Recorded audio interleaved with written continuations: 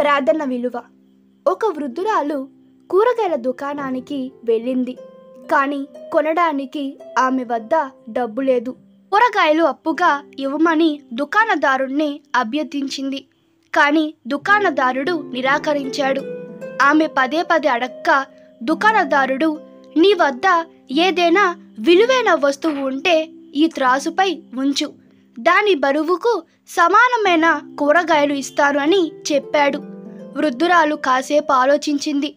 ఆమె వద్ద అలాంటిదేమీ లేదు. కాసేపు ఆలోచించిన తర్వాత ఒక కాగితం తీసి దానిపై ఏదో రాసి త్రాసుకి ఒక వైపు ఉంచింది. అది చూసి దుకాణదారుడు నవ్వుకున్నాడు. అయినప్పటికీ కొన్ని కూరగాయలను తీసి త్రాసులోని ఒక తక్కెడలో పెట్టి ఆశ్చర్యపోయాడు. కారణం, కాగితం ఉన్న తక్కెడు దిగువకు, కూరగాయల తక్కెడ పైకి కదిలింది. అప్పుడు అతను మరిన్ని కూరగాయలను వేశాడు. కానీ కాగితం ఉన్న తక్కెడ పైకి రాలేదు. ఇప్పుడు దుకాణదారుడు మరికొన్ని కూరగాయలను ఉంచాడు. కానీ కాగితం ఉన్న తక్కెడ మాత్రం ఇప్పటికీ కిందకే ఉంది. ఎన్ని కూరగాయలు వేసినా కాగితం ఉన్న తక్కెడ పైకి లేవకపోవడంతో దుకాణదారుడు విసుగు చెంది కాగితం తీసుకొని దాని మీద ఏమి రాసి ఉందో చదివాడు. కాగితంలో ఇలా రాసి ఉంది: ఓ భగవంతుడా, నన్ను చూసుకునే బాధ్యత నీదే. ఇప్పుడు ప్రతిదీ మీ చేతుల్లోనే ఉంది.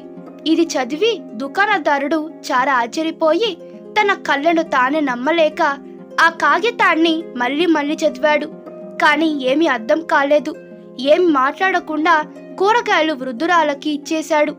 అక్కడే నిలబడి ఇదంతా చూస్తున్న మరొక వ్యక్తి ఆశ్చర్యపోవద్దు. ఆ ముసలావిడ ఈ కాగితంపై హృదయపూర్వకంగా ఆర్తిగా ప్రార్థన చేసి రాసింది. ప్రార్థన విలువ ఆ భగవంతుడికి మాత్రమే తెలుసు అని దుకాణదారునికి వివరించాడు. అలా మనం భగవంతుని ప్రార్థించాలి. మన జీవితంలో ఆయన ఉనికిని అనుభవించి సహాయము చేయమని ఆయనను అభ్యర్థించాలి. ఒక గంటైనా నిమిషమైనా సరే ప్రార్థన ఉదయపూర్వకంగా ఆర్తితో చేస్తే భగవంతుడు తప్పకుండా సహాయం చేస్తాడు. ఈ కథలో కూరగాయల అమ్ముకునేవాడు కొంటున్న వృద్ధురాలి ప్రార్థన రూపంలో భగవంతుని ఉనికిని అనుభవించాడు. మనం భగవంతుణ్ణి ప్రత్యక్షంగా చూడలేం, కానీ చాలా సూక్ష్మ ప్రకంపనల ద్వారా ఆయన ఉనికిని అనుభూతి చెందగలం. ఆయన మాట వినడానికి మనం మౌనం పాటించాలి.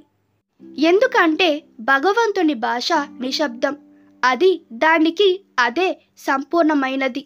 ఈ కథ మీకు నచ్చినట్లయితే మీ అభిప్రాయాలు కామెంట్లో తెలపండి. Please like, share and subscribe to my channel. Thank you.